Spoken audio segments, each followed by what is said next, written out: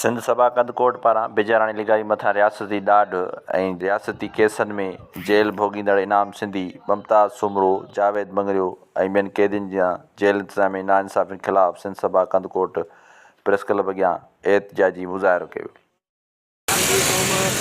जेको हिन वक़्तु पंहिंजे सिंध दरिया ते कैनालनि जे ख़िलाफ़ लिगारी बिजाराणी ॻोठ जे माण्हुनि परमुन एहतिजाज कयो। उन खां बाद में उन्हनि जा क़ौमी कारकुननि शहीद किया विया।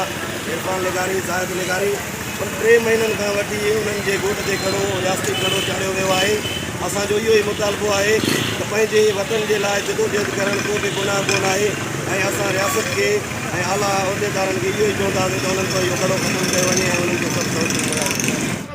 हिकिड़ी ॻाल्हि पुछां, तूं कंहिंखे ख़ामोश कंदे ऐलान हज़ारे मां न रहो।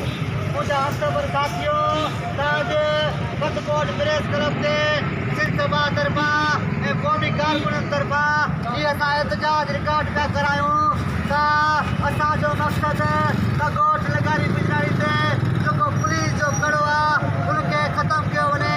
उन्हनि ॻोठ वारनि खे न मेडिकल जी सहूलियत आहे न रस्ते जी सहूलियत आहे।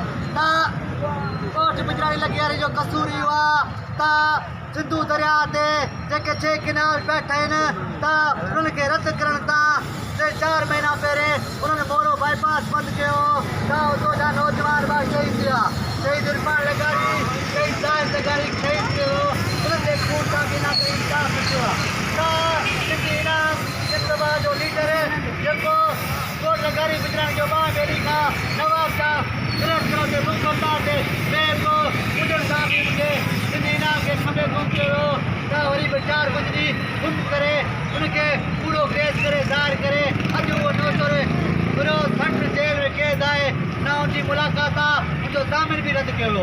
असां इहो पुछणु था चाहियूं त हिन हुकूमत में इन लाइ हर्ज़ आहे त सिंधी इनाम जी मुलाक़ात खोली वञे, सिंधी इनाम खे जल्द मां जल्द आज़ादु कयो वञे। न त सिंध सभा एहतिजाज करण बि ॼाणे थी, छठमंद हड़ताल करण बि ॼाणे थी ऐं बीटा रोक हड़ताल बि कंदी।